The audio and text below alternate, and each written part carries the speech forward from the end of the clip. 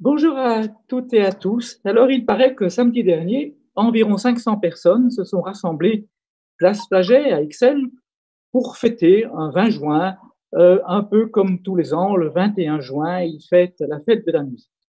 Cela a suffi, vu l'ampleur du rassemblement, pour soulever l'indignation de toute la Belgique officielle, qui a cru devoir donner une leçon de morale aux fêtards, leur rappeler lourdement que les grands rassemblements sont toujours interdits, les culpabiliser en disant hautement qu'ils remettent en cause les efforts de toute la population.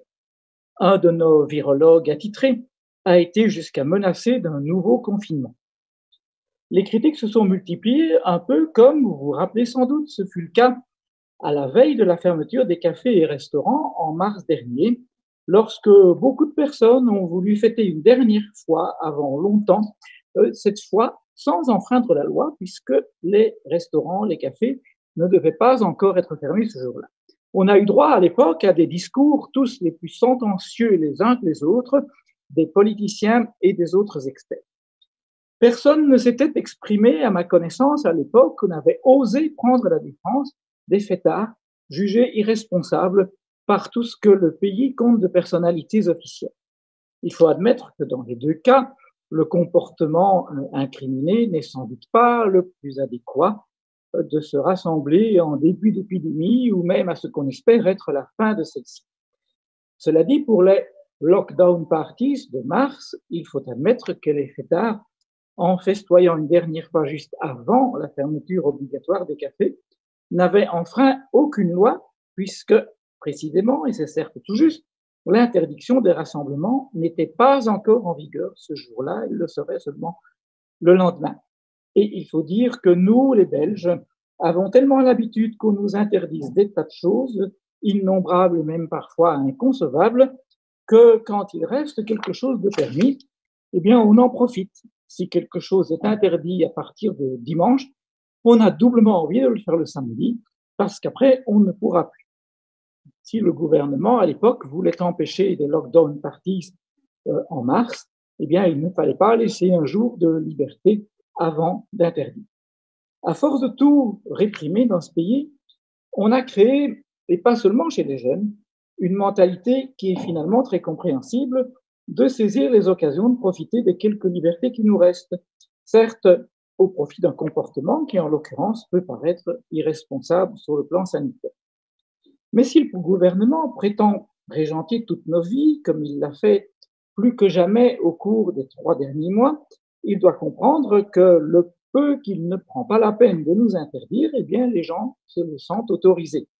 Parce que même si cela semble avoir été parfois mal compris au sommet de l'État, nous savons bien, nous les citoyens, que la règle dans un pays libre, c'est que tout ce qui n'est pas interdit est permis.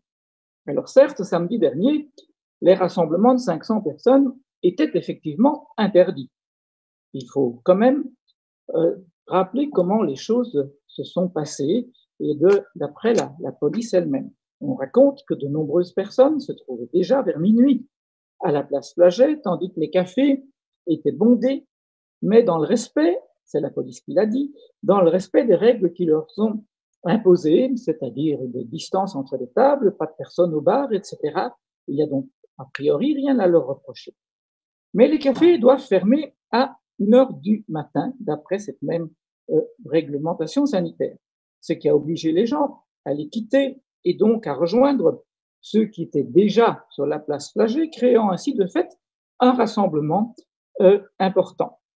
Alors là, je crois qu'il faut vraiment faire preuve d'une certaine compréhension pour les fêtards. D'abord parce que s'ils ont tous vu que 2 semaines plus tôt, on a autorisé 10 000 personnes à manifester place Poulard, ils se demandent pourquoi 10 000 on peut et 500 on ne peut pas.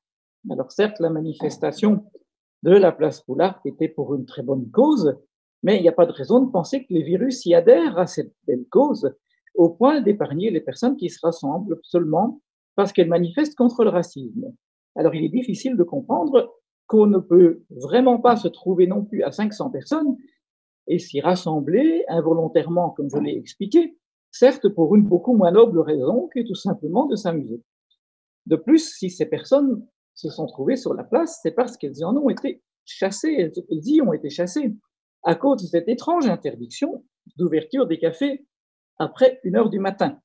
Le gouvernement croit-il donc que les virus redoublent de virulence à cette heure tardive, qu'ils s'attaquent plus à des organismes un peu plus fatigués? Pourquoi faut-il que lorsqu'on décide en Belgique d'autoriser enfin quelque chose, en l'espèce les ouvertures des cafés et restaurants après près de 3 mois, il faut toujours y ajouter des restrictions, en l'occurrence des heures d'ouverture obligatoires? Il ne faut peut-être pas se plaindre au niveau des officiels de ce qu'il arrive quand les règles sont mal faites, qu'elles sont mal appliquées ou qu'elles sont mal expliquées. Entre les textes qui ne s'appliquent pas encore, ceux qui seront bientôt abrogés et ceux qui sont en vigueur mais qu'on n'applique pas ou qu'on n'applique pas toujours, eh bien, les citoyens peuvent aisément s'y perdre et je pense qu'il faut les comprendre. Il reste qu'il n'est sans doute, je ne conteste pas de faire réfléchir, de se rassembler tant qu'une pandémie n'est pas entièrement disparue, peut-être n'est-elle pas prête de disparaître tout de suite. Cela met en exergue, à mon avis, un problème qui est inhérent à notre système où l'État n'arrête pas de légiférer et entend finalement servir de guide dans la plupart des aspects de notre vie, comme il l'a fait plus que jamais, mais pas seulement pendant cette période, pendant la période de confinement. Tocqueville, déjà au XVIIIe siècle, l'avait bien prévu dans un texte qui est tout à fait célèbre, mais que je rappellerai. Il avait décrit parfaitement notre État avec plus de 200 ans d'avance en disant « Au-dessus s'élève un pouvoir immense et tutélaire qui se charge seul d'assurer leur jouissance et de veiller sur leur sort. Il est absolu, détaillé, régulier, prévoyant et doux. Il ressemblerait à la puissance paternelle si, comme elle, il avait pour objet de préparer les hommes à l'âge viril. Mais il ne cherche au contraire qu'à les fixer irrévocablement dans l'enfance. Il aime que les citoyens se réjouissent, pourvu qu'ils ne songent qu'à se réjouir. Il travaille volontiers à leur bonheur, mais il veut en être l'unique agent et le seul arbitre. Il pourvoit à leur sécurité, prévoit et assure leurs besoins, facilite leurs plaisirs, conduit leurs principales affaires, dirige leur industrie, règle leur succession, divise leur héritage. Que ne peut-il leur ôter entièrement le trouble de penser et la peine de vivre? Nous y sommes. Tout est tellement réglementé qu'on ne compte même plus sur le fait que les individus pensent. À force de traiter la population comme des simples exécutants, comme disait Tocqueville, comme des enfants, soumis à une multitude de règles changeantes et souvent absurdes, on en arrive à ce qu'elle croit qu'elle est dispensée de réfléchir, que l'État fait tout, y compris penser pour elle. Alors que, il faut bien le dire, nous l'avons vu tout au long de ces 3 mois de confinement, l'État est sans doute celui qui, en réalité, a commis les fautes les plus lourdes et causé les pires dommages. Je vous remercie.